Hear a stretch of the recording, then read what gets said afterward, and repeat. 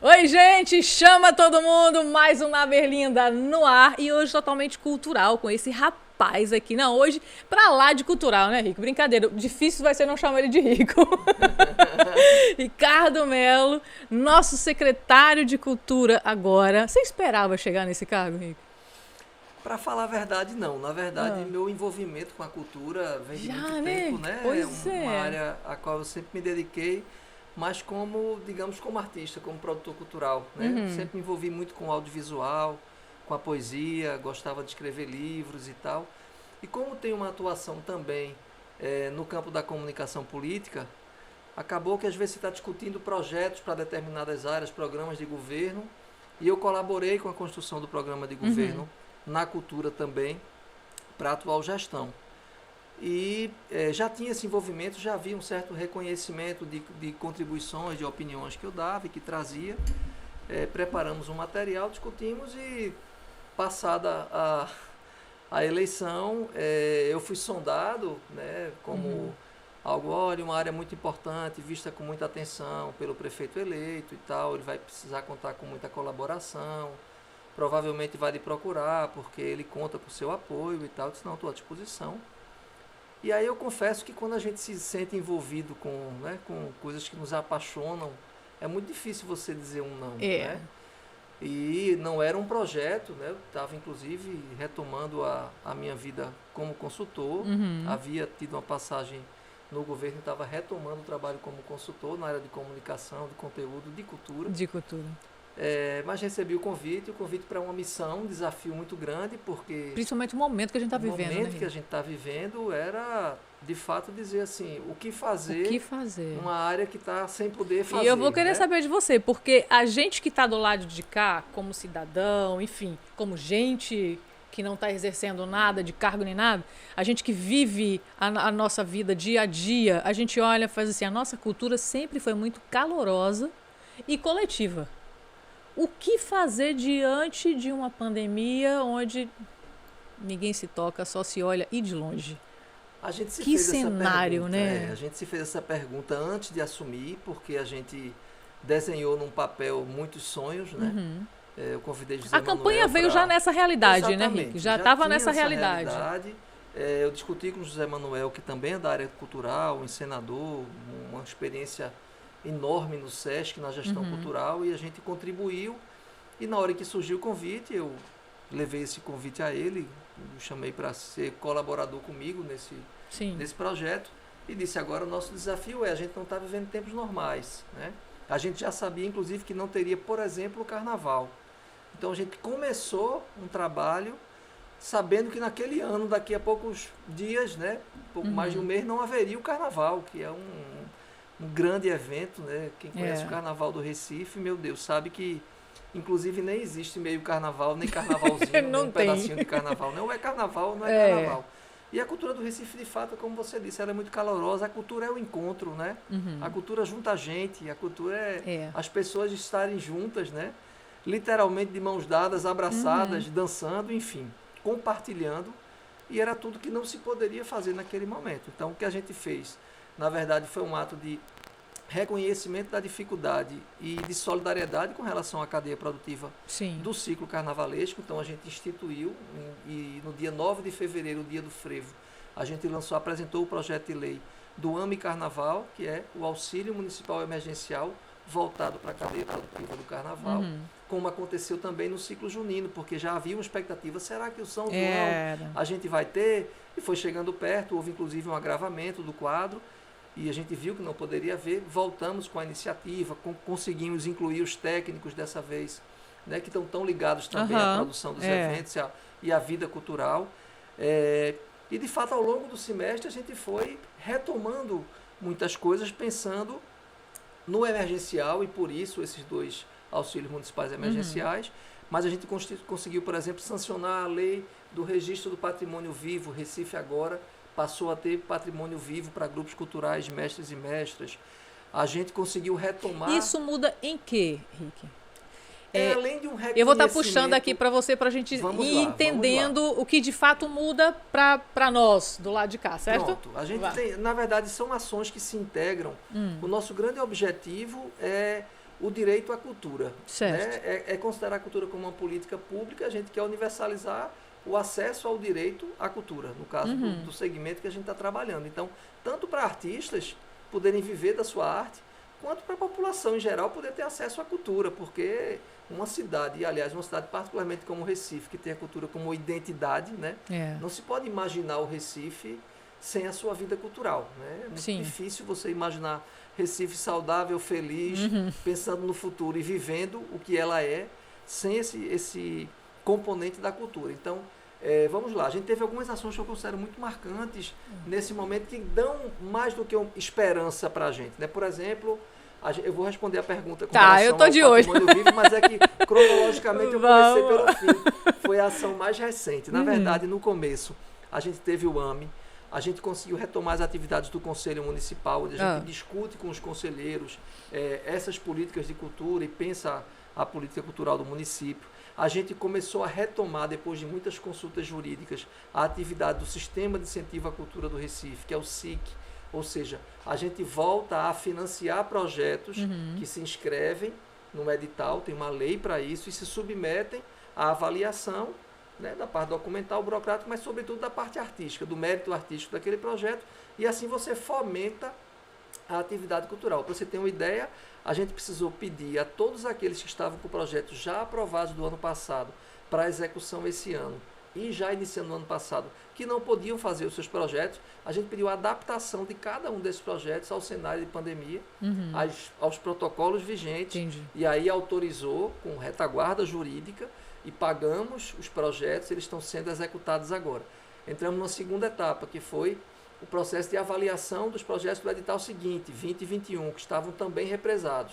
A gente tem aí perto de 500 projetos a avaliar e que terão patrocínio da Prefeitura, porque é uma lei que destina recursos do Fundo de Incentivo à Cultura aos projetos, seja por patrocínio direto, seja por mecenato.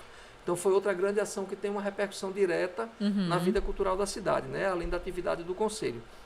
Inscrevemos o Recife, a candidatura do Recife, na rede de cidades criativas da Unesco. É uma rede internacional, né? A Unesco atua em todo o planeta, que vem desde 2004 atuando com a questão da promoção da cultura, de buscar atingir as metas da Unesco para a humanidade, né? Do ponto de vista de saúde, educação, cultura, etc. E o Recife nunca tinha se candidatado. Então a gente acabou juntando, fazendo uma força-tarefa com a equipe que tinha. Foi uma coisa muito bonita, porque a gente precisava, pelo próprio método de candidatura, dialogar com o segmento. Então a gente apresentou o segmento da música, criou um grupo consultivo que com a gente foi elaborando esse relatório que seria apresentado à Unesco, e entrevistou mais de 20 artistas dos mais diversos segmentos, dos mais diversos, de todos que você imaginar, da música presente no Recife. A gente conversou, construiu um conteúdo, conseguiu a anuência de entidades nacionais, que também era um requisito, e apresentou a candidatura à Comissão Nacional, no Ministério do Turismo, na Unesco Brasil, e o Recife ficou entre as duas cidades escolhidas. Só duas cidades são escolhidas. Aparentemente, assim, vendo a grosso modo, Rico, para a gente escutando, a gente vai assim, nosso negócio demanda uma loucura de pensamentos e investidas para chegar até isso daí. Isso na prática realmente é dessa forma, ou existe um caminho menos doloroso e árduo do que o pensamento vai? Não, Dani, inclusive tem uma particularidade. Na verdade, o nosso primeiro passo, que é um passo que não estaciona, a gente batizou de Chama Cultura, desde a época da campanha, inclusive, que foi, vamos abrir a porta para ouvir, porque a gente não está num momento padrão, não dá para repetir fórmulas, a gente não está podendo viver o dia a dia com a intensidade e a naturalidade que se esperava de uma pasta da cultura, como em nenhuma outra. Vamos ouvir as pessoas. Então a gente teve uma demanda grande e a gente passou a ouvir entidades, representantes dos segmentos, artistas. Hoje eu estaria estimando, eu não peguei a atualização disso, mas eu acho que a gente teve mais de 90 encontros desse tipo. Secretaria e Fundação recebendo a cultura do Recife para conversar. Foi assim que a gente foi construindo os caminhos, entendendo as demandas mais urgentes, pensando o que tinha que fazer. Eita, liberou, flexibilizou artista no bar que demorou a acontecer, quando aconteceu todo mundo, eita, mas não pode som, peraí, mas como é que o artista vai cantar? E a gente ia, fazia uma mediação quando precisava, né? Discutia caminhos como discutimos esse do conselho, Sim. E essa, por exemplo, da inscrição na Unesco foi uma decisão que a gente tomou e teve que chamar todo mundo para conversar. E não tinha outro caminho, você tem uma metodologia a seguir para ser assumido como tal, como uma candidatura oficial, né? Foi o que a gente fez. Na verdade, o Recife, tendo a chancela da Unesco agora, que está prevista para outubro, se isso acontece, a gente integra uma rede internacional que busca intercâmbio de experiências. O que é que acontece aqui, que pode acontecer em outro lugar? Como a gente se junta para reunir os esforços no momento que a gente precisa tanto? Tanto que Recife tem uma parceria com Nantes, que é uma cidade francesa, e a gente vai ter até uma reunião essa semana agora para discutir como a gente faz esses reencontros culturais. O que é que Nantes já viveu e o Recife já viveu ou quer viver, que cabe nesse debate, né? Fomos discutindo, foi aí que chegamos na pergunta que você me fez e eu não respondi ainda, na Lei do Patrimônio Vivo. O Estado já tem há muito tempo.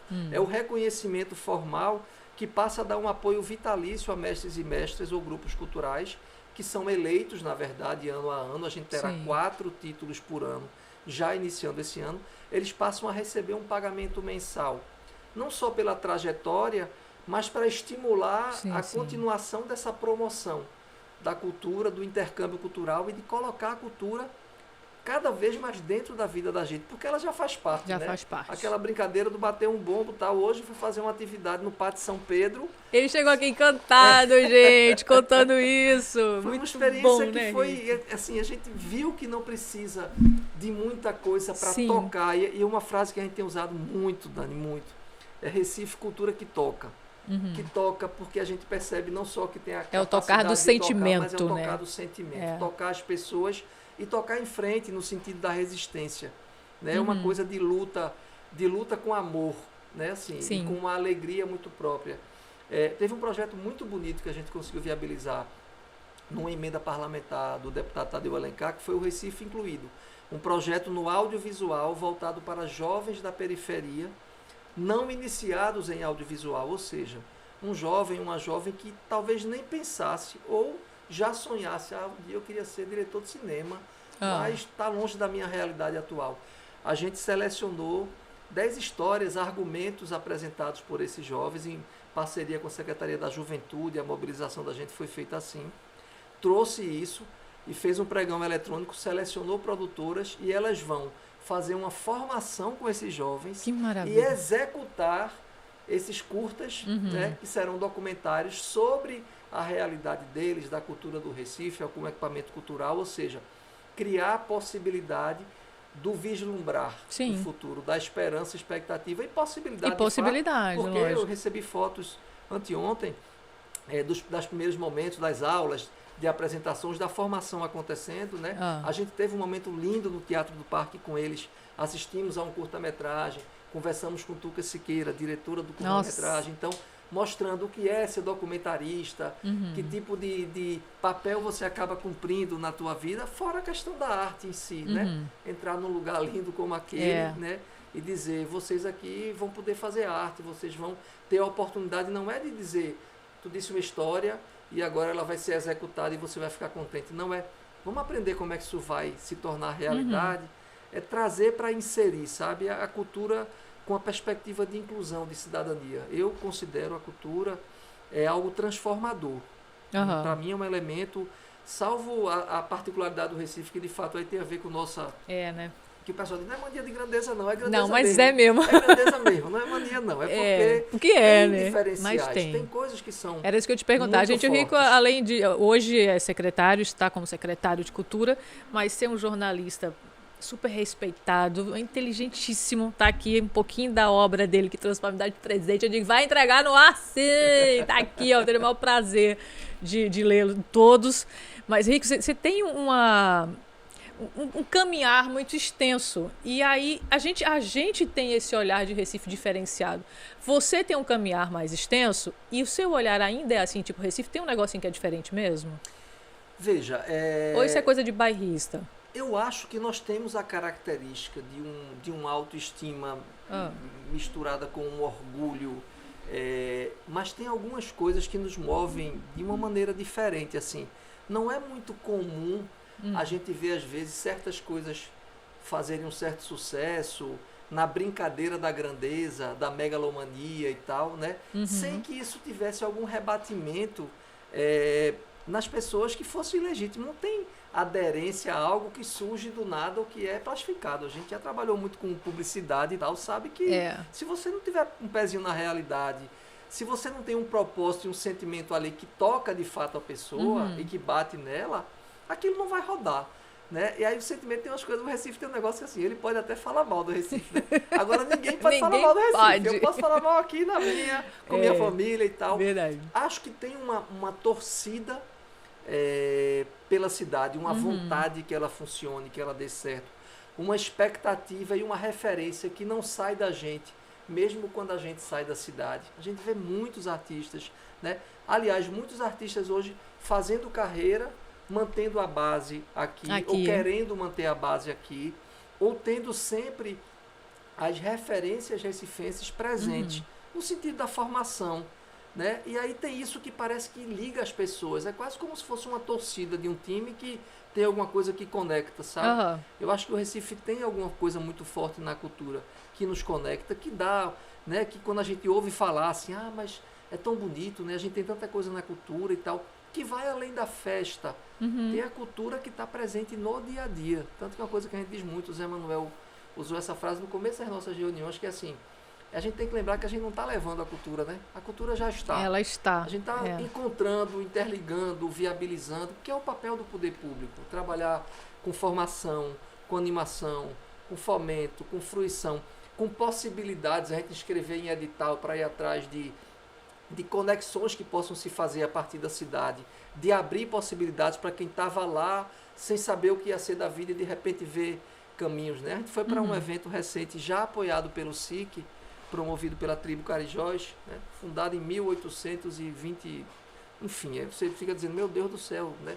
Desde quando a gente tem isso? E aí tem religiosidade presente, tem amor por aquilo, por aquele brinquedo, como se chama, o brincante que se sente parte daquilo, que está no dia a dia ligado àquilo, e eles premiando pessoas que tinham apoiado e que vêm apoiando a cultura, com apresentações breves de várias manifestações da cultura popular.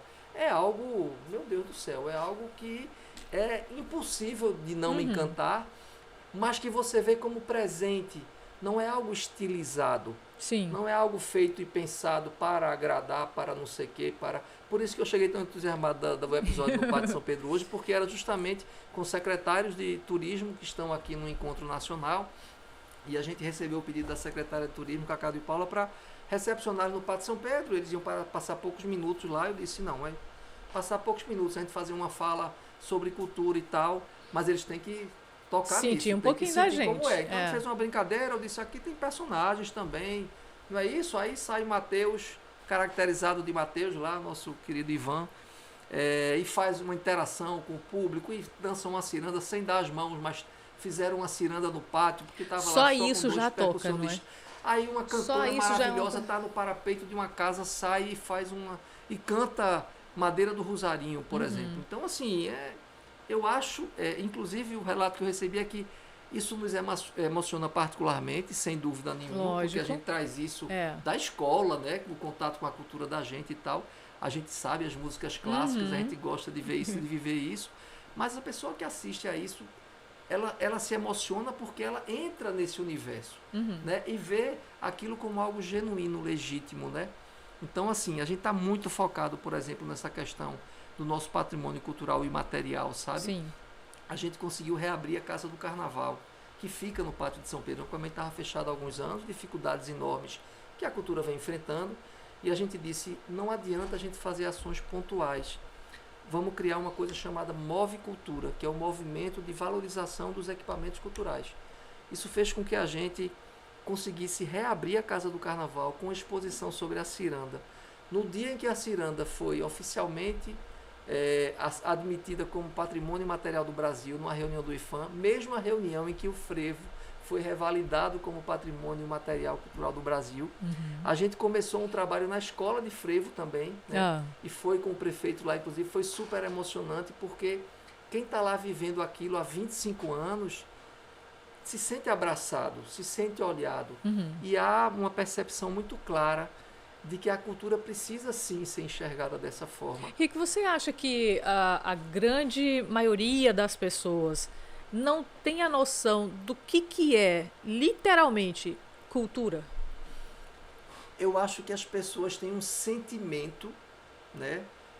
Olha para a cultura, uma parcela olha para a cultura como manifestações culturais, né? Se você der um Porque passinho tem uma impressão frente, disso, não tem? Uma leve impressão de que tem essa doce ilusão, não é? tem, e aí assim, por isso que a gente está discutindo política cultural, por isso que a gente está chamando secretarias da prefeitura e fazendo essa integração para Porque dizer... no final das contas, a identidade de um povo é a cultura, não é? Então, se a gente não se veste disso, fica sem identidade. É exatamente isso. E, inclusive, reconhecer que a cultura ela tem uma tradição, né? Ela traz a história com ela, mas a cultura tem uma particularidade que eu sempre repito. Ela conecta o passado com o futuro. Você consegue tranquilamente fazer encontros, né, do ancestral, daquilo que é tradicional, daquilo que parece não ter mudado, com aquilo que é inovador, com aquilo que começou a acontecer agora e que é um encontro de fato. E muitas vezes é uma mistura de interferências que a gente recebe na vida, no dia a dia. Mas a gente não perde por conta de ser raiz. Eu acho que a gente não perde essa liga porque tem ali algo que fez com que o nosso jeito fosse diferente, fazendo aquilo que parece que não nasceu ali, mas nasceu porque juntou o que a gente já trouxe com alguma coisa que a gente viu, e aí vão surgindo outras coisas. A gente vê o passinho, a gente vê assim, é incrível ver a força do brega hoje, por exemplo, que a gente tem aqui como uma manifestação reconhecida, inclusive como um patrimônio recifense também. E é dessa diversidade que a gente se alimenta, eu acho, sabe? Desse encontro e desse respeito por tudo que é cultural, porque o cultural, ele não é uma produção artificial, né? Ele é. Sim. Ele é o que nos faz ser quem somos, quem né? somos, como você disse, a nossa identidade. No Recife, de fato, inclusive isso foi uma fala que eu ouvi também do turismo, né? No dia que a gente lançou o AME São João, no Sítio Trindade, a gente tem lugares aqui, meu Deus do céu. O Sítio Trindade foi onde funcionou o movimento de cultura popular, né? Que é algo que busca esse encontro da educação com a cultura. Estavam aí celebrando Paulo Freire, né? Nada mais atual para se falar do que quem pensou cultura e educação. E a gente vê assim novos artistas surgindo, né? E o turismo até dizendo, não, para nós a cultura tem que cada vez mais ser reconhecida como diferencial da cidade, porque tem praia, tem tanta coisa linda, tanta história para contar, mas o que a gente produz hoje, o que a gente traz de história para contar, que nos formou como um povo, é algo incrível. Eu nem falei do circuito da poesia, não posso me esquecer de Não falar. vamos esquecer disso. Quando que isso tudo chegou na tua vida, Rick? Você sempre teve muita essa paixão na cultura na tua vida, nos trabalhos por onde você passou, mas assim, essa paixão quente mesmo, fervorosa, quando foi que chegou? Veja, eu me sinto um ser brincante no sentido de admirar. Você já foi um pouquinho de tudo na vida nesse segmento, né? Então assim, eu gosto disso, mas eu lembro muito claramente, e aí os livros são um pouco a prova disso, eu gostava de escrever, mas escrever aquelas coisas assim, sabe? Mais pessoais, ou aniversário de alguém, aí você manda um cartão, faz uma poesia, não sei o que e tal. E eu comecei a me dar conta que, eu posso compartilhar isso com mais gente. Eu acho que a escrita faz sentido quando ela ganha vida. Aí foi a paternidade. Quando eu tive meus primeiros filhos, aí de fato eu me tornei alguém que passou a escrever poesias, compartilhando com outras pessoas as minhas vivências de pai com eles, né? E é muito interessante porque eu tenho filhos mais velhos, de 26 e 20, e tenho filhas mais novas, de 9 e 4. Então, assim, eu voltei a publicar livros com outro olhar e outra experiência, né? E aí trazendo as várias gerações presentes, né? Mas eu escrevo também haikais, por exemplo, para adultos. Então, eu gosto muito de olhar para a sociedade, um olhar mais do comportamento, de um olhar reflexivo, com humor, com criticidade. Eu acho que a poesia que eu busco fazer faz isso. O cordel foi algo que eu sempre escrevi também, né? Então tinha uma motivação ligada à minha vida e minha vivência, a coisa da métrica. A paixão pela palavra é uma coisa muito forte na minha vida. Foi daí que o jornalismo chegou ou o jornalismo chegou primeiro? Engraçado, o jornalismo veio primeiro porque, sabe, aquela coisa do jovem que vai fazer, antigamente chamava teste vocacional. Parece que hoje em dia chama outra coisa assim, mas todo mundo deve saber Mas o que a gente sabe o que quer dizer. É para dizer assim, vou lhe ajudar você a decidir o que é que você vai ser na vida. Vamos ver o que é melhor, né? E aí a pessoa fica, meu Deus, vestibular e tal, o que é que eu vou ser e tudo. E eu chego uma hora que eu disse, eu gosto muito de escrever, me dá prazer escrever. Mas havia dúvida, eu fiz administração e jornalismo. 6 meses, eu não sei nem se eu completei o semestre de administração. Acho que eu completei só para dizer que fiz certinho. Completei o semestre, deixei e entrei, mergulhei de cabeça no jornalismo e tal. Mas sempre com uma paixão que ia além do jornalismo em si. Era uma coisa, tanto que às vezes eu dizia, vai ser mais difícil, eu não gosto da redação do dia a dia, de algo mais técnico, objetivo, faz aqui esse textinho e pronto. Eu gosto de burilar, eu gosto de pensar a palavra e tal. Aí o audiovisual começou a me encantar muito também, tanto que as duas frentes claríssimas da minha produção, eu fiz muita coisa como produtor cultural, apresentando projetos ao Futura, ou edições autorais que eu mesmo viabilizava, mas sempre estava voltado ou para a poesia ou para o audiovisual. É muito curioso, mas, por exemplo, eu realizei um projeto que era um sonho da época que eu estava dando aula na Católica, de jornalismo e publicidade, e comentei, eu queria fazer um projeto, uma série com os patrimônios vivos de Pernambuco. Eu acho isso tão incrível e tal. E inscrevi, vê só, nem pensava na minha cabeça nunca, por exemplo, que eu ia ser um dia secretário de Cultura do Recife e ia estar presente na sanção da lei que a gente propôs de Patrimônio Vivo do Recife. Mas acabou que escrevemos o projeto, viabilizamos o projeto e fizemos uma série documental, inclusive apresentado por Lucas dos Prazeres e tal, viajando Pernambuco, conversando com os patrimônios vivos. Eu fiz uma série inusitada, a gente fez uma série pelo Funcultura, viajando para a França com 2 repentistas, porque eu sempre fui admirador do repente, também essa coisa da poesia do verso métrico. E aí a gente foi, cantadores na terra dos trovadores, vamos para a França, pé na França, ver se existe de fato uma relação dos cantadores nordestinos com os trovadores medievais. O Nosso Ofício é uma série mais recente, ela surgiu de outra situação inusitada que eu acho que tem a ver com a observação do jornalismo. Eu fui num barbeiro tradicional que tinha no bairro do Parnamirim, onde eu morava, né, onde eu frequentei aquela barbearia bem tradicional, e um dia ele me disse, isso aqui vai virar um salão unissex. Minha filha fez um curso de cabeleireiro e tal, e não sei o que. Eu disse, é mesmo? Eles trabalhavam de bata, aquele espelho, parecia um camarim, sabe? Aquela poltrona mais antiga e tal. Eu achava aquilo lindíssimo. E achava lindo ter aquilo presente, né? Uma memória presente ali. Quantas histórias, né? Viu aquele bairro mudar e tal. E um dia eu passei e estava lá. O vidro sinalizado. Na reforma. Já estava pronto. Não sei o que e tal. Eu disse, caramba, o que é isso? Aí eu fui pensando, o que é que isso tem a ver com a nossa sociedade? Não, ele achou que tinha que se modernizar, senão ele não ia sobreviver, que o negócio era paralelo. Tem muita coisa hoje em dia que acaba virando produção em série, quebra a relação entre as pessoas. Surgiu a série Nosso Ofício, que foi o relojoeiro, o circense, o bodegueiro, o motorneiro do bondinho, o consertador de brinquedo, o consertador de máquina de escrever, de relógios, funções que foram perdendo um pouco do valor aparente ao longo das décadas, porque tudo passou a ser em série, quebrou, joga fora e compra outro. Acabou aquele negócio, vamos consertar, vamos fazer não sei o quê, né? Eu disse, poxa, isso aí dá um trabalho massa. E a gente fez uma série documental, inclusive, teve uma versão dela, uma temporada nacional, exibida pelo canal Futura e tudo, foi muito interessante. E essa paixão de descobrindo, né, como a gente compartilhar sentimentos e emoções e deixar isso com as pessoas. Eu acho que a grande coisa da cultura é isso também. Ela não diz que é. Eu acho que quando eu escrevo, eu não quero dizer que é assim, né? Você diz que pode ser assim numa pesquisa. Eu fiz uma pesquisa sobre comunicação pública no meu mestrado. E olha que no final ainda deixei um bocado de pergunta. Olha, eu acho que isso aqui pode ser assim. Acho que isso funcionou por isso, por aquilo. Faz parte também, né, Henrique? Até para poder instigar, né, os pensamentos. Eu acho que o bom é o debate. É você trazer a reflexão, né?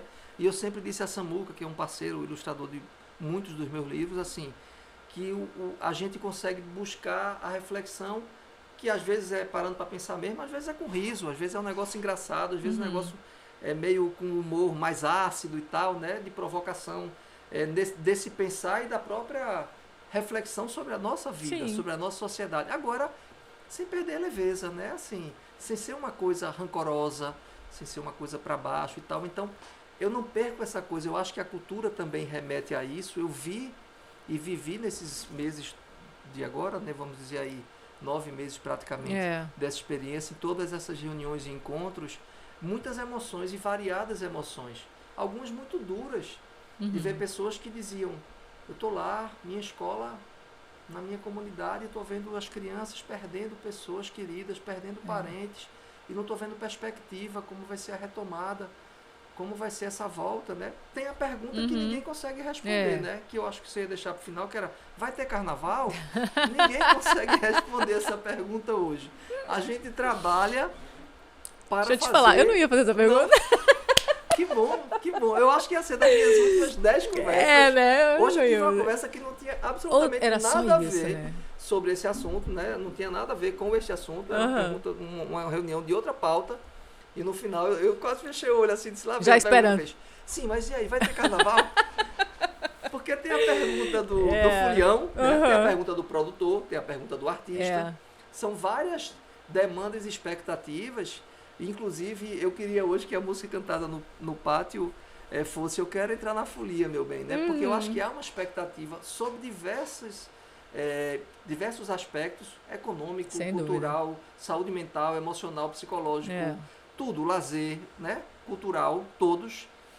Existe uma expectativa de se voltar à normalidade. O carnaval pode representar muito fortemente isso. Sim. Como ele é ausência de protocolo, ele pode estar simbolizando que a gente entrou em outro momento e que a gente superou um momento tão difícil. Que assim, vou explicar agora porque eu não iria te fazer essa pergunta. Até eu acho que é uma coisa tão ainda distante da gente. E por mais que estejamos no processo de vacinação, ninguém sabe o amanhã desse troço, né? Cada hora chega uma novidade, mesmo no processo de vacinação. Então eu acho que seria, inclusive, uma loucura de alguns de vocês dizer, não, vai ter, ou então, não vai ter. Não dá para saber, Rico, a gente entrou numa bolha de não sabemos o daqui a pouco. Exatamente. Tanto que todo dia você lê uma notícia e diz, uma loucura eita, isso. Mas peraí, aí sai. Não sei o que, é variante, não sei o que. Não, mas peraí, mas voltou, mas veio um remédio, mas... Então, assim, não adianta. Não tem como. Você querer cravar uma resposta. Não Inclusive, dá. Eu fui convidado para uma conversa, para uma entrevista, e quando disseram a pauta, eu disse, não, veja, eu não vou expor o programa, nem me expor a uma conversa de 1 hora sobre o carnaval, que pode acontecer no ninguém 2022. sabe. Agora, eu posso responder isso em 10 segundos. Agora, saibam que a gente está trabalhando internamente, fortemente, tomando todas as providências, inclusive por uma demanda do prefeito, que vai criar uma comissão nesta semana entre secretarias, para que a gente esteja trabalhando pelo carnaval, porque o carnaval não se faz de uma hora para outra. De uma hora para outra. Né? Você tem que ter muita responsabilidade, envolve muita gente, envolve muita estrutura, então tem que ser um trabalho muito responsável, muito sério, né? E tem que ser feito dentro dos prazos todos que o poder público tem que cumprir. Sim. Agora, ainda tem esse outro lado, né? Que vai acontecer, não tem como. Não tem como. É engraçado essa história dos prazos, né, Rico? Que assim, a grande maioria não tem noção disso, acha que pode, não aconteceu ainda, é amanhã, então dá tempo. E não funciona dessa forma, né? Os prazos realmente têm que ser cumpridos. É muito interessante, é bom você tocar nesse assunto, porque às vezes é evidente que há muitas demandas da população, que o poder público às vezes é lento para atender e tal. Mas, de fato, existem processos administrativos que têm que ser tratados com muita responsabilidade. Por exemplo, eu tive a coragem, digamos assim, nossa equipe, de dizer no início do ano a todos os proponentes do Sistema Incentivo à Cultura, nós não vamos dar nenhum passo sem retaguarda jurídica, para que nós não sejamos prejudicados, nem vocês. Amanhã pode acontecer uma exigência de devolução de recursos, porque algum órgão fiscalizador entendeu. Né? Inclusive havia a recomendação de não se contratar artista, de se priorizar a vacinação. Agora, na hora em que diz, pode acontecer daqui a X meses, você faz a conta. Na reunião eu disse isso, gente, a conta qual é a data do carnaval, de lá para cá, quais são os prazos que têm que ser cumpridos. São processos licitatórios, que têm prazos legais de recurso, de avaliação, de análise. Você não passa por cima disso, né? Não é uma situação emergencial. Emergencial é quando você tem que vacinar todo mundo, é como foi o carnaval, o não carnaval. Ali era uma emergência. As pessoas que vivem do carnaval não teriam essa possibilidade e, se de fato dependem do carnaval, esperariam pelo menos mais um ano. O São João, então, mais grave, porque já foi híbrido, já foi de menor porte, a gente ampliou. Foi outro detalhe interessante. No carnaval a gente fez do ano anterior como referência, porque foi um carnaval padrão. O São João já foi bem menor. A gente considerou 3 anos, 18, 19 e 20, porque senão ia deixar muita gente de fora se só usasse a grade do ano anterior. Então, são muitos detalhes que têm que ser pensados e são muitas frentes abertas ao mesmo tempo. Só que eu brinco que a gente acaba que não fica no cumprir tabela, sabe? Ah, não, agora tem talvez o Natal, talvez o Carnaval. Ah, a gente já tem. Não, vamos lançar para a semana 6 editais de cultura. Os editais que estão com recursos remanescentes da LAB estão sendo finalizados na Procuradoria para ter o aval jurídico mais uma vez. E a gente está brigando para ter um edital próprio da Prefeitura também, para ser mais um, voltado aos pequenos projetos. E a gente quer lançar essa boa nova no meio cultural para que a gente feche o ano com a perspectiva de um tempo melhor, mais do que esperança, com a possibilidade de realizar coisas, porque agora é aquele momento em que não dá para ser mais o emergencial. E a gente entendia quando o artista dizia, puxa vida, eu queria mesmo era trabalhar. E a gente dizia, a gente também queria que você trabalhasse. Mas existe um impedimento, né, por várias razões, inclusive sanitárias, para que você faça isso hoje. Então, a gente foi, o nosso AMA, ele não tinha contrapartida não. O cara não tinha que fazer uma apresentação, não sei o quê. Ele recebeu um auxílio emergencial. E olhe que no caso de São João, por exemplo, o mínimo era 1.500 e chegava a um teto de 10 mil. A gente considerava metade do cachê que tinha recebido no ano anterior. Ah, metade do cachê com auxílio. Sim. Se ganhou 9 mil de cachê para fazer um show com o seu grupo todo, ia ganhar 4.500. Porque participou daquela atividade, ou seja, era de fato um amparo, né? Sim. Mas são muitos detalhes, e assim, a gente lida com gente, e a gente está ali com o coração. Já tive muitas reuniões que quando terminava você dizia, meu Deus do céu, me dê força, né? Pedi para abrir uma porta na sala para olhar a vista. Eu disse, primeiro tem que respirar o ar de fora, até porque olhar para a cidade e dizer, ó, isso aqui está tudo contando com a gente. São várias cabeças, né? Vários universos e dialogando, enfim, o ponto final, acredito eu, que é único, né? É um ponto em comum das duas partes. Mas a necessidade dos dois lados é totalmente diferente. E eu acho que vocês, a tua tropa toda, tá pegando um momento muito difícil, no sentido sentimental, emergencial, necessário, de tudo, Rico, de tudo. Tem uma, veja, tem de uma tudo, coisa porque a muito gente passou daquele processo de preciso para, e agora é necessito para estar vivo, né? E assim, e quando o negócio começa a abrir um pouquinho, aí já vem o desespero, pelo amor de Deus, eu posso fazer alguma coisa. A gente está assim, veja, tem as perspectivas de curto prazo e as de médio prazo e longo prazo. A gente está discutindo financiamento internacional, que só tem perspectiva para 2023. Mas está botando edital de BNDES para se passar 2022 a gente executar a coisa, né? Mas a gente sabe que tem uma demanda imediata, né? E que é real, legítima. E que a gente disse, a gente está aqui. Agora, foi uma coisa que a gente disse a todo mundo que sentou lá. Numa mesa parecida com essa aqui. Gente, nessa mesa não tem dois lados, não. A gente está aqui para trabalhar pela cultura, e pela cultura é gestão e vocês. Não tem sentido a gente se achar, não, a gente aqui é a gestão, vocês aí são a produção cultural. Não.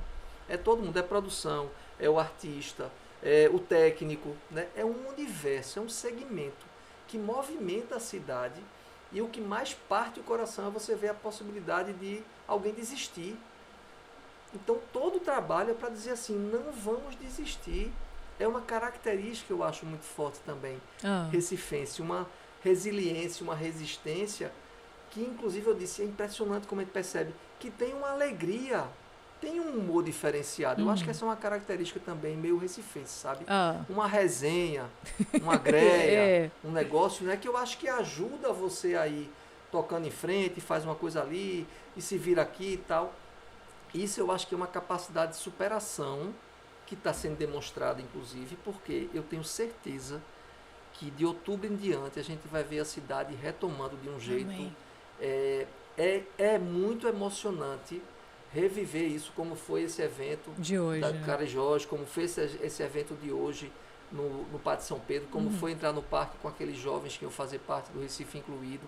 Então, toda pequena atividade dessa, que recoloca a gente dentro desse universo. Eu fui para um espetáculo infantil com as pequenas, no Santa Isabel, com todos os protocolos, com público limitado, uma capacidade, inclusive, que até dificulta às vezes a produção, porque você pode botar muito menos gente para dentro, então assim, tem a questão do preço do ingresso, não pode virar uma exorbitância, senão a pessoa não pode pagar. Tem uma equação difícil de fechar. É verdade. Mas tá ali dentro de novo, ver os olhinhos delas brilhando, sabe, assim, de ver um espetáculo teatral, de estar num teatro de novo e tal. Isso é muito forte, isso é muito presente na nossa vida e eu acho que é decisivo para a nossa vida. A vida cultural é, de fato, algo que tem a ver com a vida da cidade, né? E aí é a vida que tem a ver com saúde mental, com a arte presente para dizer a gente assim... Uou, estamos vivos. Estamos vivos. E que você tocou agora no Santa Isabel, e aí eu lembro do Teatro do Parque e essa bandeira dos nossos pontos que vivem a nossa cultura, que são pontos, inclusive, de encontro de cultura, né? Da nossa cultura ali. O Teatro do Parque passou muito tempo como um grande símbolo disso daí. Claro que veio a pandemia, tudo fechou e tal, mas antes mesmo da pandemia, já tinha essa necessidade de trazê-lo à tona de novo. Isso é um olhar para vocês também nessa gestão, nessa retomada? Ele tá com um olharzinho ali para ele também? Sim, o Teatro do Parque é um ícone da nossa cultura, né? E havia essa saudade, como você disse, ele antes da pandemia já estava fechado para um trabalho de requalificação e restauro, que foi muito cuidadoso, muito cauteloso. Ele ficou ele já era maravilhoso, ele está de uma forma que entrar lá já é emocionante. As pessoas que entram lá, é até interessante esse relato, e a gente ouve isso muito dos nossos parceiros, colaboradores que estão lá no dia a dia. Praticamente todo mundo tem uma história para contar. É o primeiro filho, é o primeiro show que fez, é o primeiro beijo que deu, alguém pediu namoro, pediu noivado. Porque ele tem já uma arquitetura já diferenciada, né? Tem uma aura, ele tem uma coisa ele é um espaço de fato que causa na gente uma sensação assim. Ele é muito querido pelo público recifense, pelos artistas recifenses. Ele estava sendo muito esperado, inclusive a gente observa que aquele espaço ali pode virar um novo polo, né, cultural a partir do Teatro do Parque. Sim. Né? A gente tem ali o São Luís, a gente tem ali o Hotel do Parque, que é um prédio privado, mas que quem sabe um dia não pode vir a ser um equipamento cultural. Tem a Casa de Clarice Lispector ali junto na Praça Maciel Pinheiro. A gente tem a escultura de Clarice Lispector, vai ter uma pracinha atrás do Teatro do Parque agora, enfim. Tem o Hotel Central. Então, assim, pensar naquele espaço como lugar, de novo, de uma efervescência cultural que já aconteceu. Né? Inclusive, pensando em todos os públicos, eu acho que a gente tem que lembrar que as nossas casas de espetáculos têm que ser abertas a todos os públicos. Né? Todo mundo tem que ter o direito, seja indo pela escola, seja indo com o seu grupo cultural, seja indo com sua turma, de onde você for, onde você morar, que existam possibilidades que permitam a você o acesso. E aí, desde a primeira entrevista que eu dei, secretário de Cultura, a gente quer saber de você sobre a gestão. Primeira conversa foi: a briga da gente é pelo acesso à cultura, pela democratização do acesso à cultura. Então, a possibilidade de você fazer e a possibilidade de você viver, né? Aproveitar, curtir, ter acesso e ter o contato com a cultura. Isso aí é uma base fundamental do trabalho da gente. Esse caminho na política, propriamente dita, você também já vem caminhando há um bom tempo nisso daí. O audiovisual também veio te trazendo muito para dentro disso, de peças incríveis que você já fez. E, consequentemente, relações de amizade são construídas aí também, né, Rick?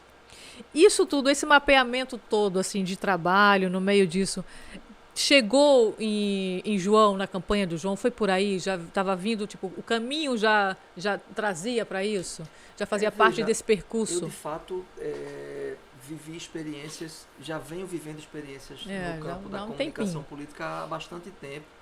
Inclusive, assim, aqui, por exemplo, em Alagoas, em Pernambuco e na Paraíba, eu tive muitas experiências de campanha. Que a gente não se encontrou. Foi, é verdade.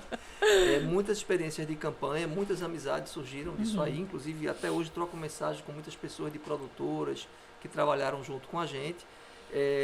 Tive uma experiência em Portugal que foi maravilhosa, né? Uma experiência completamente diferente da que a gente tem aqui. E foi muito enriquecedora no sentido do aprendizado, da diferença ali, mas de levar também uma experiência nossa, talvez até mais avançada nesse campo. Entendo. Do que eu encontrei lá, né? Com o desafio das particularidades, para quem gosta da palavra, né? saber que estava lá era o português de Portugal. Então, assim, escrever roteiros junto com um colega português e ir tentando até chegar ao ponto de finalizar roteiros sozinho, aprendendo a fazer, né, com o jeito português de falar, de escrever música, porque eu gosto de escrever jingle. Então, assim, escrevi em jingle lá, em todas as campanhas que eu fiz. Eu escrevi jingles, escrevi o jingle de João, que para mim foi muito marcante, né? E assisti com ele e com a família e alguns amigos a primeira vez. A gente ouviu junto e tal. Não havia um contato pessoal, havia um contato de campanha e havia, digamos assim, uma referência de uma pessoa que era procurada sempre, a gente tinha contatos esporádicos. A campanha política, ela intensifica muito, né? Ela exige de você uma capacidade muito grande da convivência e da construção das relações profissionais e do respeito pessoal. E, claro, algumas geram uma identificação maior, uma confiança, outras menos, mas assim, eu sempre aprendi, né, que você entra ali naquele universo e você vai passar dias, noites, madrugadas, né, por meses, convivendo com as mesmas pessoas, vivendo tensões, vivendo expectativas, vibrando, mas também sofrendo. Então, assim, é uma provação muito grande, né? Claro, daí você constrói relações de profissionais com colegas, né? Graças a Deus não tenho nenhuma lembrança de dizer, não, tal campanha provocou uma desconexão, tive uma ruptura, nunca, nunca, nunca. E também construí muitas amizades e muitas aproximações que acabam gerando uma relação de confiança. Então, sem dúvida alguma, esse grau de intensidade faz com que, se você convive no dia a dia, nas decisões, nos momentos difíceis, se tem uma relação e alguma sintonia, se cria uma relação de muita confiança. Você precisa confiar muito no outro, né? Eu gravei muitas horas com ele, né? A gente conversou muito sobre, né? Eu gosto também, além das músicas, eu gosto de gravar as entrevistas com os candidatos, né? Sim. Estou no lugar errado aqui, eu acho. Eu gosto de conversar, aquelas conversas que a gente chama de diamante, que é aquela conversa mais muito intimista, incrível que, assim, eu vi que a gente se encontrou, tipo, por 40 minutos e é impressionante como a gente já percebe de ti em tão pouco tempo a tua forma de extrair o mais humano possível. E, bicho, você sabia que eu existia na TV, mas a gente nunca tinha sentado 2 minutos para conversar pessoalmente. E ele me descreveu de uma forma que eu disse, já estou ficando com medo, que essa pessoa me conhece da infância, entendeu? Isso é um olhar muito teu, característico, e termina te ajudando, lógico, possivelmente você deve ter conquistado tudo isso dentro de toda a bagagem profissional que você tem. Então, isso no meio de uma campanha termina te dando um campo mais concreto de construção de tudo, né, Henrico? Dani, eu vou te dizer uma coisa. Isso eu percebi desde a primeira vez que eu saí para uma grande campanha em Maceió, que eu disse, quando eu fui convidado, eu até me surpreendi, eu estava saindo de um trabalho, eu tinha trabalhado em Camaragibe um tempo, coisa linda, foi o que gerou meu estudo de mestrado, um projeto de comunicação pública e tal, e surgiu um convite para uma campanha em Maceió, em 2004, e a primeira coisa que eu disse foi, eu quero conhecer o candidato. Porque eu preciso acreditar no que eu estou fazendo. Inclusive me sentindo responsável pelo que vai ser depois, quando ele ganha. Ele ganhou, e na reeleição fizemos de novo, foi o mais votado do Brasil nas capitais. Você vai criando vínculos com as pessoas, mas eu preciso de algo que está me dizendo, pode ir, né? E eu sempre acredito que tem alguma coisa ali que vai ser a melhor forma de fazer esse diálogo acontecer, entendeu? E buscar... Nunca o moldar a uma expectativa e criar artimanhas e artifícios para não sei o que. É evidente que há uma arte nisso, não tenho nenhuma dúvida, né? Há uma arte nessa construção, mas para passar um conteúdo. Você encontra formas de fazer isso, mas existe algo para você dizer. Você não fabrica alguma coisa. A mesma coisa para quem está nos bastidores. Você não vai fabricar profissionais ali. Eu sempre disse, em todas as equipes com quem eu trabalhei, a técnica... A gente vai lá, a gente troca, a gente aprende um com o outro e tal. Isso aí tem até jeito de ensinar que é fácil. Agora, o envolvimento, o sentimento, a coerência, a entrega verdadeira, isso você não fabrica. Você pode até conquistá-la, às vezes, em estágios diferentes. Alguém não está logo, mas no final vai dizer, agora eu estou... Hoje, na cultura, eu vibro a cada retorno que tenho de pessoas que estão vibrando. Com o projeto, a gente criou um grupo de WhatsApp para compartilhar as ações e a gente recebe muito retorno disso. E eu disse desde o começo, gente, não importa se a gente está aqui há 3 horas ou há 30 anos. A gente está no mesmo grupo com o mesmo propósito, e aí para mim a palavra virou a palavra-chave da vida, né? Isso foi conversando inclusive com um amigo publicitário que disse, a publicidade descobriu que tem que ter propósito, se for só com marquinha, com sacação, com Não criatividade, vai, né? não vai não, que o pessoal não vai entrar nessa onda não. Propósito move a gente, né? Por que é que eu estou fazendo isso? O que é que me leva? O que é que me mobiliza? Tanto que eu disse muito, né, assim, o risco de imobilidade que a gente sofreu, de imobilização, de se sentir amarrado, nos mobilizou, né? Que eu até brinquei, o pessoal disse, poxa, mas tu vai entrar num negócio desse num momento tão difícil, num momento tão desafiador, tão cheio de impossibilidades. Eu disse, mas será que não é justamente por isso? Nem aí, Será que não foi por isso que veio esse convite, essa proposta para dizer, tu me ajudou a construir esse caminho aqui, agora vamos trilhar esse caminho e eu vou dizer não a isso? Né? Então, assim, com uma fé muito grande nas possibilidades e nas pessoas, né? De fato, com esse envolvimento. Aí é uma vibração que eu... Tem umas reuniões que eu participo, o pessoal diz, participa ali no começo e tal, porque eu acho que é legal tu dizer isso do teu jeito, que tu gosta de dizer, porque você vibra muito nas coisas. É genuíno, de fato eu vibro muito e preciso estar assim. Isso pode virar um problema. Mas por quando enquanto, você diz, ih, rapaz, né? Aí. Nesse caso, qualquer coisa na vida. Quando você diz, ih, não tá gerando mais, né? Mas assim, na verdade, eu acho que isso nos realimenta. E aí parece que a gente vai ficando cada vez mais fortalecido, né? E os resultados também ajudam. Quando alguma coisa vai acontecendo e dá um resultado, você vê que eu sempre digo isso, na comunicação já dizia, na política e na cultura. A gente tem que tocar as pessoas, mas tocar a vida das pessoas. Sempre, tudo que você fizer, pense, eu estou tocando alguém positivamente, eu estou fazendo algo de positivo para alguém. Isso tem uma repercussão positiva na vida das pessoas. Então a gente está fazendo alguma coisa que eu gosto de chamar de missão. Né? Tarefa. Tarefa é aquele negócio que a pessoa às vezes tem que fazer e é a pessoa que fica olhando pro relógio. E que diz, cumpri minha tarefa. Não sei o quê. É para fazer o quê? Tá bom, vou fazer, viu? Aí fica remanchando e tal. Isso é a pessoa... Eu não quero diminuir tarefa, eu sei que tem tarefas muito nobres, mas eu quero dar um exemplo de que, assim, quando você se sente apenas tarefeiro, você certamente produz muito menos do que você tem a produzir. Sim. Quando você se sente abraçado com uma missão, ela fica maior. Ela vai estar cheia de tarefas, né? Mas que você está abraçado para dizer assim, isso aqui pode ser transformador, isso aqui pode mudar coisas. Né? E aí eu acho que isso move as pessoas, e aí eu acho que isso mobiliza mais pessoas também, sabe? Fiquei muito surpreso e feliz quando a gente procurou cada artista para dizer, a gente está querendo apresentar a candidatura na Unesco. Cidades criativas, eu não sabia nem o que era. Estou aí. Né? Um reitor da Universidade Católica dizia assim, olha, a gente está pensando em fazer um projeto com um estúdio para não sei o que. Veja, você me explica isso aí direito, mas estou dentro. Ou seja, é as pessoas dizendo, eu quero fazer parte, a gente precisa acreditar, todo mundo está precisando acreditar, né? Está precisando ter esperança, está precisando alimentar essa esperança. Então, assim, é juntar para fazer, e eu boto fé que a gente vai conseguir fazer. Rick, você sempre teve esse jeitinho de trazer algo novo, com o teu olhar diferenciado, por onde você passou.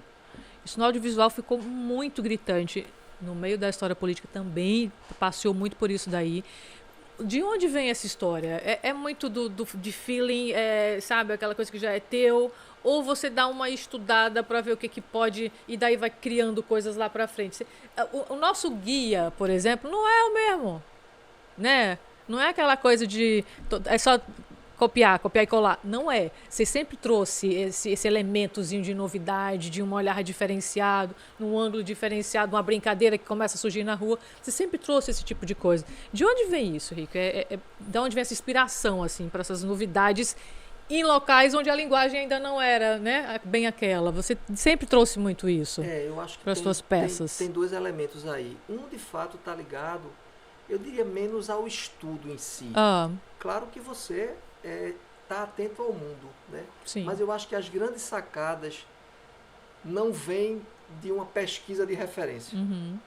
Ela vem de uma junção de coisas, sabe? Você olha para o negócio e diz, caramba, isso aqui podia funcionar muito bem. Ou você percebe o efeito de coisas, né, que estão acontecendo num outro ambiente, sob um outro olhar e tal. E aí eu acho que tem que ter feeling mesmo, assim, puxa vida, o que as pessoas querem. Eu lembro demais de um querido amigo que, ao final de uma campanha vitoriosa, me disse a frase mais importante para mim, que tinha observado em outros trabalhos e tal, e nesse dia disse assim, você Ele quis dizer você toca a alma das pessoas, ou você conseguiu tocar a alma das pessoas, você faz um trabalho que... E eu fiquei muito emocionado com isso, porque na verdade é isso que eu estou chamando de propósito, né? Agora, Sim. evidentemente que... Qual é o grande desafio?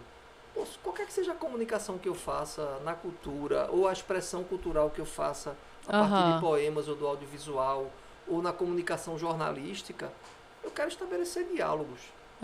E faz muito tempo que caiu esse negócio de alguém achar que você transmitir uma informação é dialogar com alguém. Né? Não chame nem de compartilhar, porque compartilhar ainda tem um sentimento de você fazendo junto, né? Construindo junto. Então esse negócio de, não, eu avisei, eu falei, eu não sei o quê. O repertório tá legal, a pessoa vai entender, a pessoa recebeu bem, a pessoa respondeu, não respondeu. Comunicação se estabelece quando você... Por isso que o livro passou a me convencer, porque eu disse, o livro só tem sentido, só ganha vida quando alguém lê. E aquilo passa a fazer parte daquela pessoa também. Então tem amigos que recebem e mandam fotos. Eu entreguei a um amigo recentemente, eu disse, aí, teu filho gostou, filho pequenininho, ele disse, não sabe ler não, mas agora não sai do meu pé para eu ficar lendo para ele e tal. Tô lascado. Outro dia um amigo mandou um vídeo, ele lendo, e quando tirava o livro, o bebezinho começava a chorar, ele voltava e tal. Isso para mim, eu acho que é fechar um ciclo, um círculo, né? Fazer alguma coisa girar. E eu acho que essas coisas, na verdade, elas são como uma teia. Por isso que eu digo que eu acho que não tem comunicação linear. Porque essas coisas ligam outras coisas. E aí você fala de um assunto, aquela pessoa puxa alguma coisa, aprende alguma coisa daquilo, passa para outra. Eu acho que os exemplos também são muito fortes.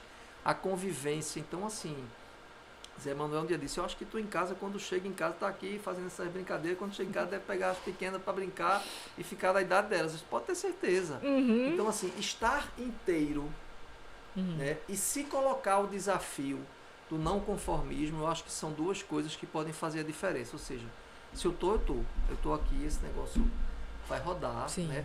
Sem perder de vista, por exemplo, a conciliação com as outras coisas. Eu me realimento muito justamente nesse convívio com os filhos, com minha família, com amigos e tal. Eu preciso disso. Então eu não vou virar um workaholic que não tem tempo para nada, para assistir a um jogo, não, tem que conseguir fazer essas coisas.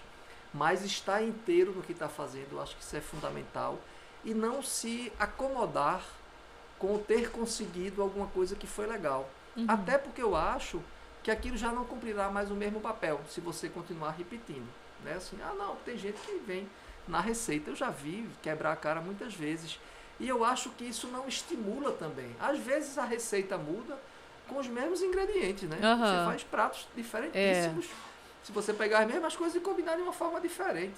Na porção que usa, na exclusão de um, na inclusão de outro, com a mesma base. Então, mas tu chegaste a viver momentos de pessoas dizendo, meio que daquela história de não, agora não, e você tem que estar ali meio que convencendo a pessoa de que aquele olhar, aquela novidade faz a diferença?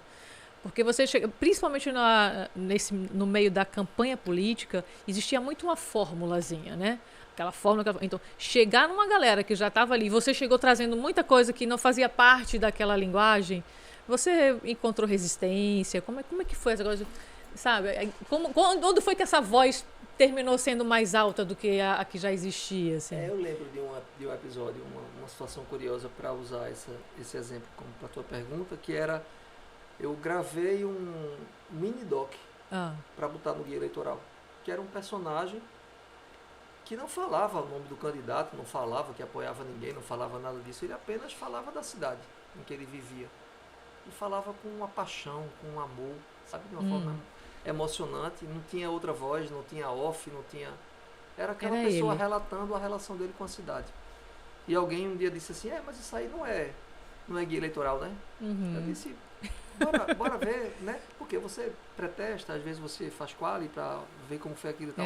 Mas eu tinha absoluta convicção de que a gente estava iniciando ali um tipo de linguagem que inclusive depois foi se confirmando, né? Que era deixando de ser a linguagem meramente publicitária, a linguagem meramente jornalística, e um outro tipo de comunicação que se estabelece que não é uma característica única e um jeito único de falar, né? Como é com a música, muitas vezes, encontrar aquela música, deu estalo, qual é a coisa que está dizendo, fazer música para passar a tua mensagem. Agora, tem uma coisa certa, Se eu tiver convencido de uma coisa, eu gosto de ter argumentos para defendê-la, sabe? Sim. Então, eu só me convenci, claro, se eu me convencer por feeling, aí é o cara chegar e dizer, o cara tem que ter assim, tá entregue a você, se você acha que faça o que der, deu. Mas quando você tem consciência de que você chegou àquilo, né, por uma reflexão, por uma experiência, por uma junção de coisas, às vezes por uma ousadia de dizer, eu acho que está na hora de fazer diferente. Se a gente fizer igual, ninguém vai querer ver. Eu dizia tanto isso, rapaz. Gente, não faz sentido produzir se a pessoa não quiser assistir até o final. Até hoje, em comunicação institucional, eu faço o grande desafio.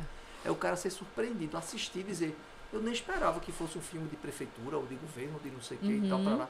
Porque eu quis assistir até o final e sair, não me parecia tal coisa. Quando você quebra a lógica e surpreende, eu acho que você alcançou um objetivo que é despertar de novo a atenção da pessoa. As pessoas estão bombardeadas por informação o tempo inteiro. O tempo todo. Então, assim, é uma tempestade de coisa que você quase que não tem mais filtro. Aí você não sabe se duvida, se acredita. Hoje em dia é muito mais versão do que fato. E você fica, poxa, vamos fazer alguma coisa, seja pelo encantamento, seja pelo interesse, seja pela reflexão, seja pelo humor, seja pela poesia.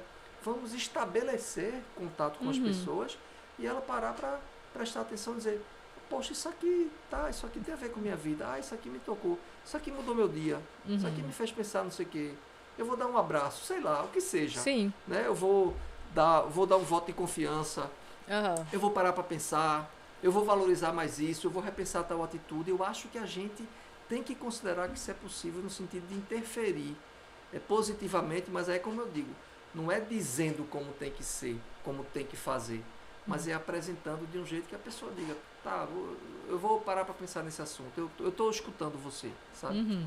Esse mundo digital, como é que está chegando para a manifestação da nossa cultura, Rico? Veja, todo mundo no mundo digital virou protagonista, virou porta-voz, virou fonte, né? Isso no campo da informação tem suas questões que às vezes causam problemas, né? E às vezes causam até distorções. Você pensa que agora todo mundo é fonte, todo mundo se quer, quando você vê tem um bocado de gente seguindo uma fonte maior que no final das contas mudou pouca coisa, virou só um grupo que ela quer fazer parte e segue um líder. Mas assim, na cultura, eu acho que a gente está muito ainda desafiado a descobrir e aprender a como fazer, por quê? Senão o formato vai esgotar. Então, claro, você pode ter... Eu discuto muito isso do engajamento ser uma coisa que é preciso ter uma dose de organicidade.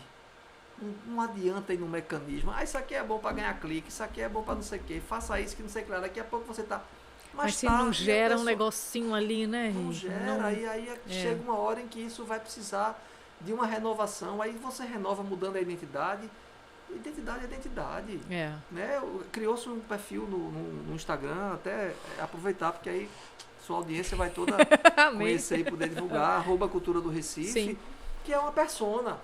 E que não é uma persona de agenda ou de ação apenas, é uma persona que olha para a cidade, tem uma poesia às vezes, tem um olhar para algum lugar da cidade e tal. Então, eu disse, gente, isso é uma persona criada. Persona é personalidade. Personalidade. Você não pode olhar para aquilo e dizer, que negócio estranho, né? Eu dei um exemplo, inclusive, na conversa. Você olhar para fulano está de um jeito ali, daqui a pouco é outro jeito, daqui a pouco é outro jeito. Quem é essa pessoa?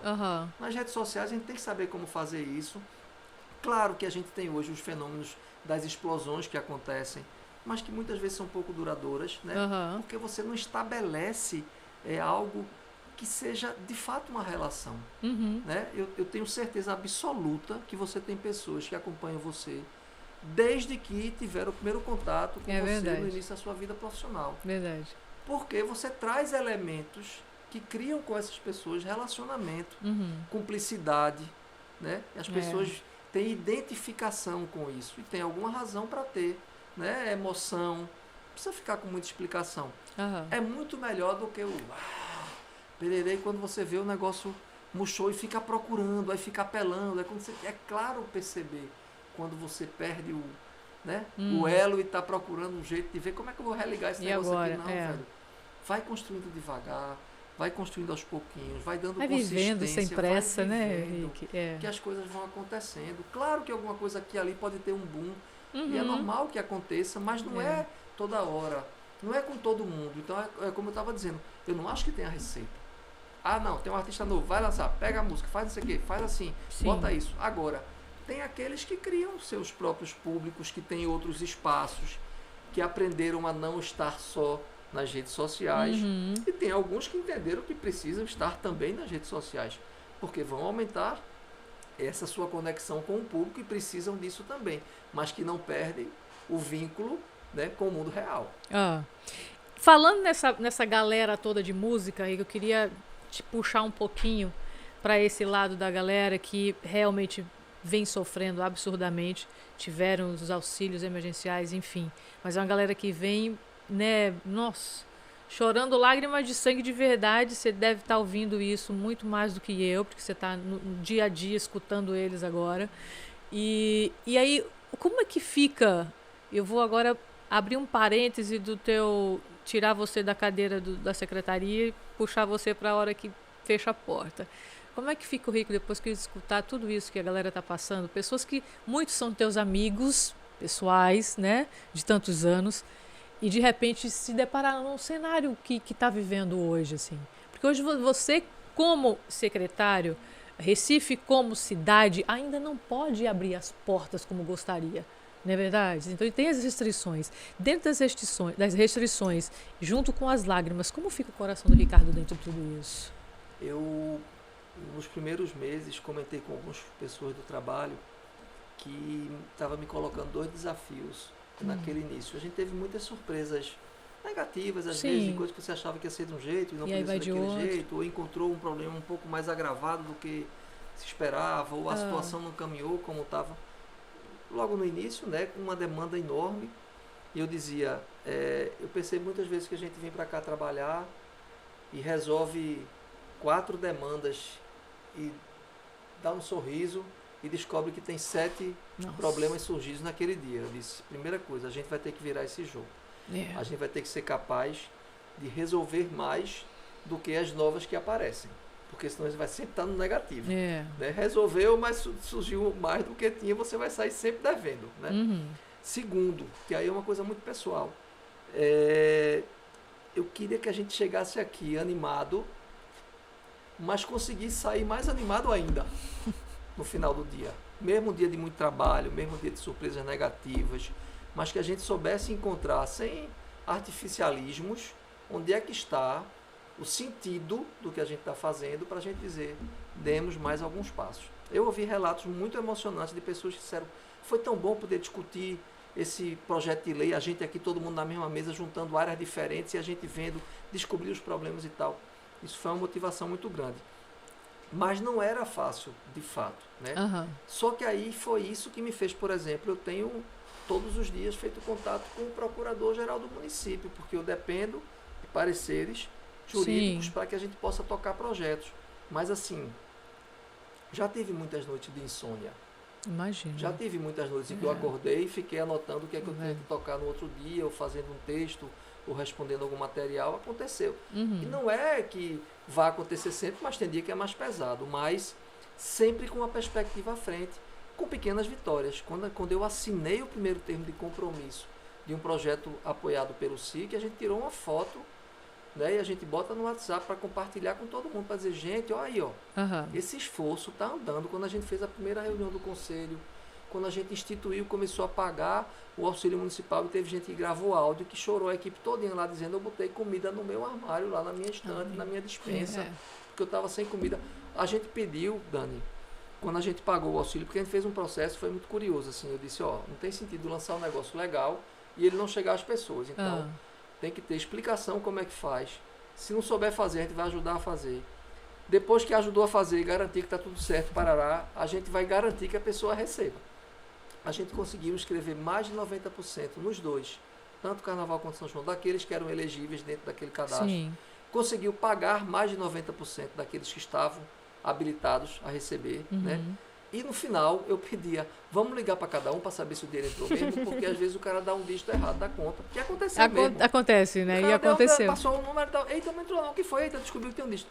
E aí aconteceu algo que foi assim, puxa vida, vocês pagaram antes do prazo, e estão ligando para mim para saber se eu recebi. O cuidado, então, né? Termina humanizando, né? É isso. Eu disse, gente, A coisa mais importante aqui, as pessoas têm que se sentir acolhidas, porque o momento não está fácil para ninguém. Então, muitas vezes, o máximo que a gente pode dizer é: vai chegar esse momento, a gente vai ter o edital, a gente vai conseguir. Não tem como ser um secretário, um presidente da fundação sentado e todos os projetos chegando, você dizendo: pega um dinheiro ali. Não, é prioridade, Tribunal de Contas disso, Ministério Público, é vacinação, não sei o que e tal. Mas podemos fazer o edital, tem a Lei Aldir Blanc, podemos conseguir um recurso próprio aqui para complementar, vamos botar e fazer no prazo possível que tem que fazer o negócio organizado. Isso aí o pessoal já entendeu. Eu ouvi essa frase de uma pessoa que está lá há mais tempo, muito mais tempo do que eu, e disse: eu percebi logo no começo aqui que você é um cara que gosta de tudo muito bem feito, que você é muito exigente naquilo, mas não é exigente de ficar, sabe, aquele cara, não, eu acho que a leveza e o clima e o ambiente de trabalho são fundamentais e fazem uma enorme diferença no resultado da gente.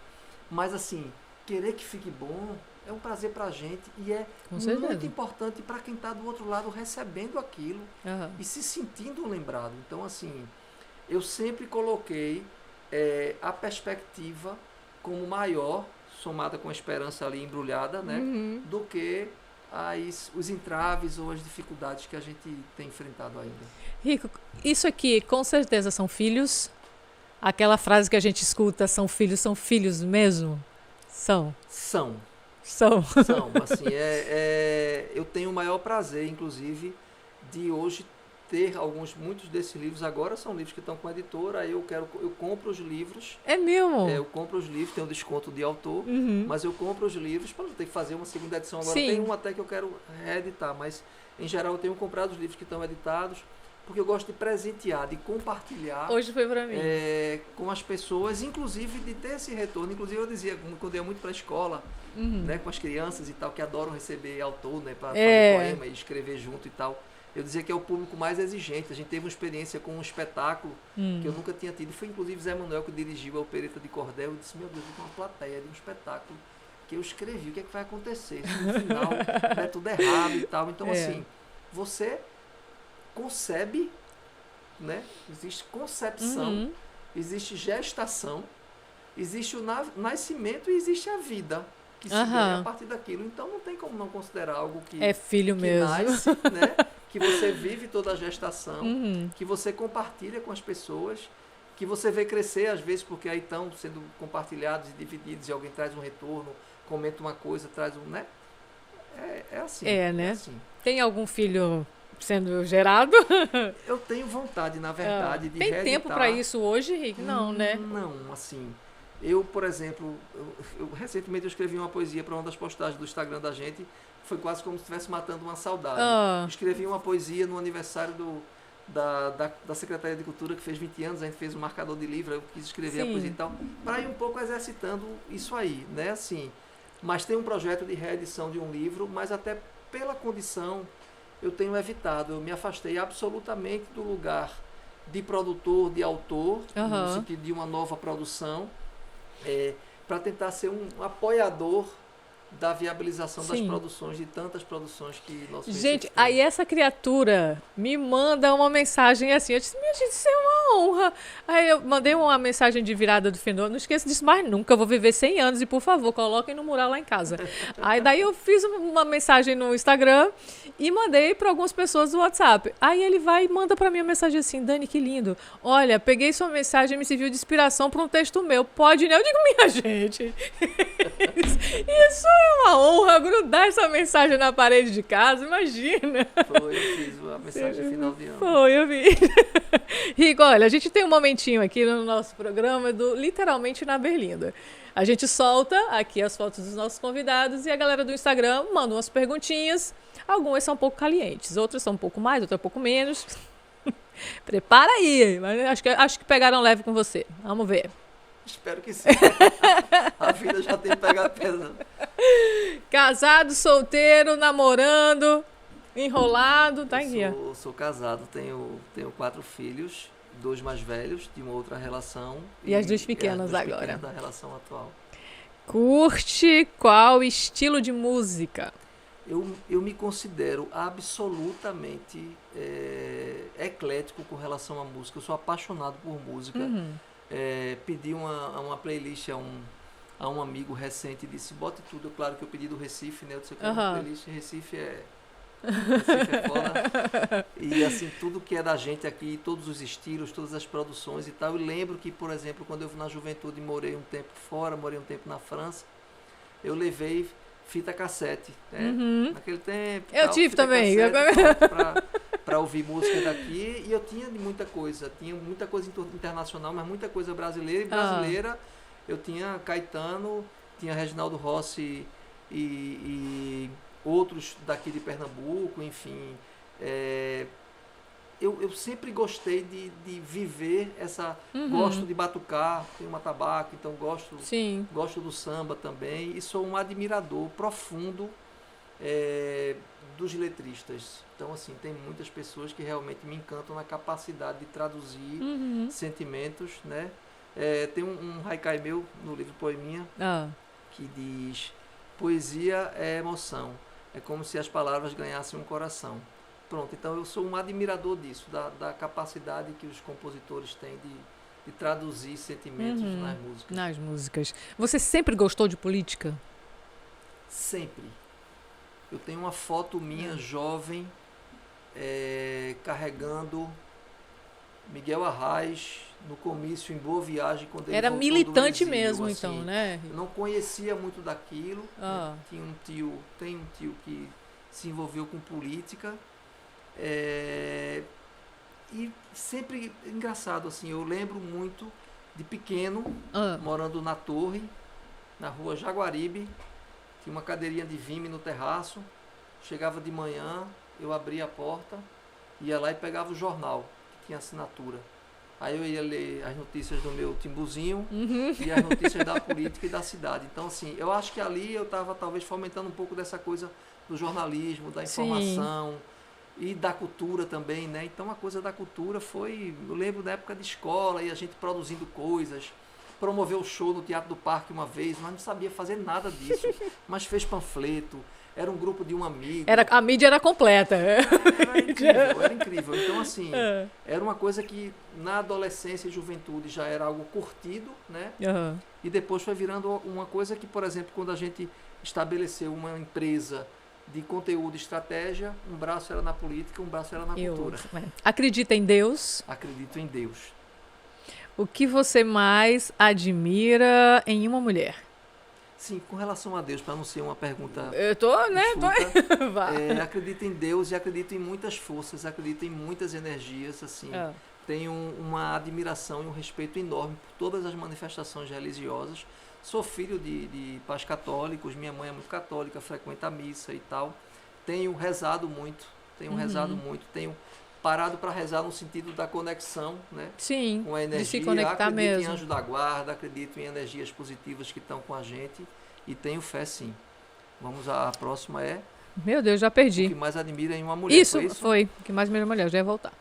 Veja, eu sou uma pessoa que admiro muito o bom humor, a leveza, a capacidade de diálogo, a generosidade, a honestidade. São alguns princípios que eu fiz uma apresentação recente numa reunião, inclusive uma audiência pública da Câmara. Eu colocava princípios do nosso trabalho e eu dizia, meu Deus, esses princípios de fato eu saio carregando comigo, né? E para estar inteiro nas coisas tem que estar com esses princípios. Então são coisas que eu considero muito importante, sabe? Não só na mulher, né? Eu acho que no ser humano, né? No ser humano. Como lidar com as críticas? Esse é um aprendizado diário, né? Assim, na verdade, eu acho que a crítica ela é uma parte fundamental de tudo que a gente faz. E olha que eu sou muito perfeccionista, como eu disse, eu gosto de fazer bem feito, então você tem Quando que ter a crítica chega, fica aquele negócio latente ou não? Ou você consegue... Quando a crítica chega, eu te confesso, eu sempre gosto de avaliar a pertinência daquela crítica. Sim. O que eu tenho uma dificuldade enorme de lidar é com a crítica injusta ou mal intencionada. Existe a crítica que é superficial ou leviana intencionalmente, sabendo que vai atingir, sabendo que pode macular, sabendo que pode alcançar o objetivo que é realmente abalar o outro, chatear o outro. Essa me incomoda mais. Agora, eu não vou para esse tipo de embate, entendeu? Sim. Quando eu vejo que é algo que, né, prefiro respirar fundo e tal e botar fé no que está sendo certo. Se dá bem com as redes sociais?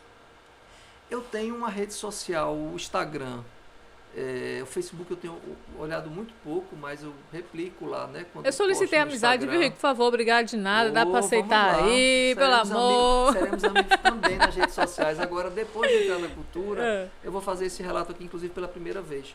Depois de entrar na cultura, eu recebi muitas solicitações e eu sei que são pessoas que querem ter informações da cultura. Uhum. E meu Instagram pessoal, né? Eu pessoal. tenho foto com meus filhos, tenho foto dos livros, alguma viagem, alguma coisa assim, enfim.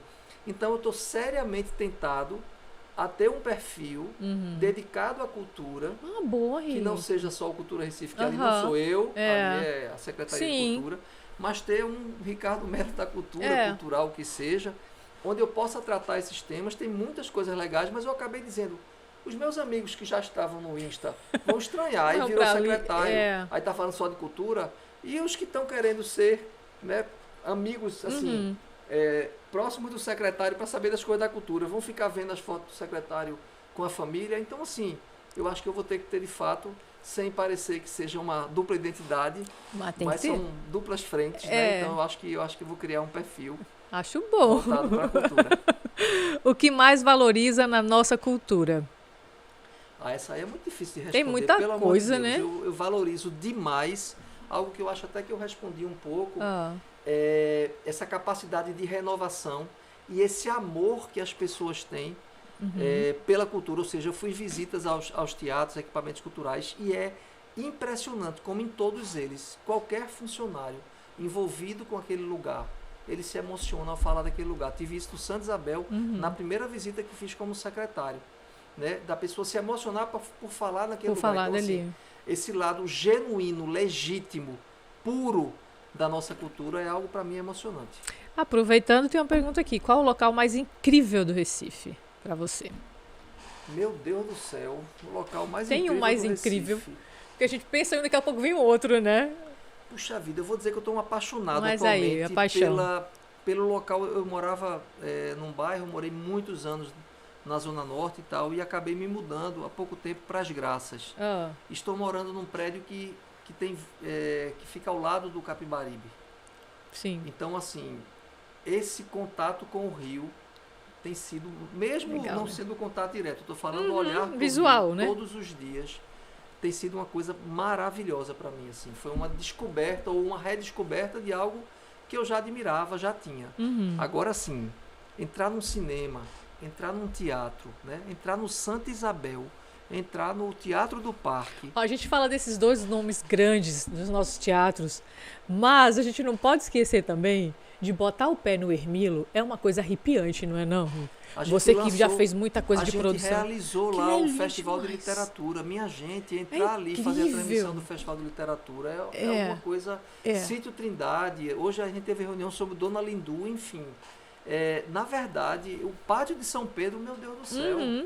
Hoje a gente foi lá, almoçou no buraquinho, a gente sente a tradição, né? Sente as pessoas vibrando com uma retomada. Eu recebi um vídeo de um amigo que foi lá no domingo e disse, olha como está isso aqui. Olha aí, o pessoal aqui almoçando no São Pedro, o pessoal visitando, não sei o quê, tocou o sino. Eu disse, meu Deus, então assim, o Recife, ele está aberto a muitas descobertas. Eu acho que a gente precisa, recifense, precisamos assim... E eu acho que a gente precisa se conhecer mais, né? Porque a gente tem, nem todo mundo tem, mas a grande maioria tem os principais, mas tem tantos lugares que de vez em quando aparece assim, meu Deus, onde é que fica isso, né? São tantos cantinhos, né, Rick? Teve algum desse aí? Conceição, meu Deus do céu, e os mercados públicos. Os mercados são incríveis. Teve algum que você descobriu nessa caminhada como secretário já? Alguma descoberta? Eu acho que eu vivi situações diferentes. Fiz uma visita diferente ao Centro de Artesanato. E aí meu contato foi com aquilo que estava produzido ali, a loja da moda autoral de Pernambuco. Enlouqueci assim, com a iniciativa, com a beleza daquele projeto. E assim, tudo isso é contato com a cultura, né? Assim, é um negócio, ir ali no cais, hoje em dia, fazer um passeio de barco, saindo do Baobá e indo para o Marco Zero, é uma experiência que eu acho que todo recifense tem que ter. Eu estou falando necessariamente de catamarã, o barquinho que vai com você ali e vai conversando com o barqueiro, vai vendo a flora e a fauna né? Daquilo vai vindo jacaré, capivara e tal. Isso é o Recife também. O Recife tem uma diversidade, inclusive, de possibilidades, né, para a gente viver, que é algo encantador. Se você for parar para poder ir nos pontos turísticos ou viver um pouco da nossa cidade, você vai demorar um pouquinho para querer sair daqui, porque tem um monte de coisa para conhecer. É verdade. Não? Quais são as vantagens e desvantagens de ser secretário de Cultura? Veja, as vantagens eu acho que são as perspectivas de contribuir com uma área tão importante, tão fundamental, tão estratégica para a nossa cidade, e você estar presente, podendo dar sua contribuição à efetividade de ações nessa área. Deixar um legado, uma política, a Lei do Patrimônio Vivo é um legado, a reabertura de equipamentos culturais é um legado, enfim, a gente está com projetos que podem deixar algo que fica para a nossa cidade. Fazer parte disso é muito bom. Eu acho que a parte negativa, neste momento, é ainda não poder efetivar tantos sonhos que a gente tem, né? Mas eu confesso que, como eu te disse, eu acho que a gente transformou aquele saldo que parecia negativo em saldo positivo. Eu estou firme e forte na disposição de manter assim. Qual sua obra musical pernambucana preferida? Outra perguntinha difícil esse negócio. Eu não ousarei responder essa pergunta, não. Vou ficar com raiva de ti. Eu vou acabar criando um problema aí. Deixa eu, quando terminar o mandato dessa missão, eu volto aqui. Aí eu posso falar. Secretário, qual é a sua obra musical preferida? Melhor. Senão eu ia ter que ir pros clássicos e tal, né? E os atuais vão dizer, mas rapaz, e aí, esquecendo da gente, cara. Agora eu tenho uma coisa que eu adoro e tenho pesquisado muito. Músicas que celebram a cidade. E tenho descoberto coisas incríveis, né, que eu não conhecia. Mas como a gente está indo atrás agora, de diversas épocas e de diversos autores. Né? Tem uma outra que é parecida. Na sua opinião, qual é o maior tesouro da cultura pernambucana? Veja é parecido, mas dá para identificar, não dá não? O maior tesouro da cultura pernambucana é o fazedor e a fazedora de cultura, seja da ciranda, seja do frevo, seja é tudo do maracatu, muito forte, não é, Rick? Seja do brega, do que for. É a essência do recifense e da recifense, fazendo cultura com esse tipo de paixão, com essa vontade de que ela seja replicada e que ela atravesse gerações. Isso faz o Recife ser uma cidade única. Peraí, um lugar que você gostaria de conhecer? No mundo ou no Recife? No mundo. Caramba. Porque eu vou ficar descrevendo aqui, porque eu vivi muitas experiências de viagem, assim, em alguns lugares que realmente eu criei uma relação. Mas eu não fui à Grécia. Minha gente, essa Grécia... Não, Rick, vê só, peraí, eu vou fazer um projeto hoje à noite, quando chegar em casa, vou levar para a Secretaria de Cultura, porque todo mundo que chega aqui fala que quer conhecer a Grécia. Eu já disse, a gente vai marcar uma excursão. Bora. É porque eu tive a experiência de intercâmbios, aí o filho faz intercâmbio, você vai lá. Então, vamos fazer excursão. Na França, então tive uma vivência na Europa. Você já é o nosso guia turístico Japão, e não foi na Grécia. Mas não fui na Grécia. Chega, falou com jeito, mas não fui na Grécia. Diego Pérez quer ir pra Grécia. A Miss Pernambuco quer ir pra Grécia. Eu também quero, eu vou junto com vocês. Bora criar nossa comitiva aí e fazer uma...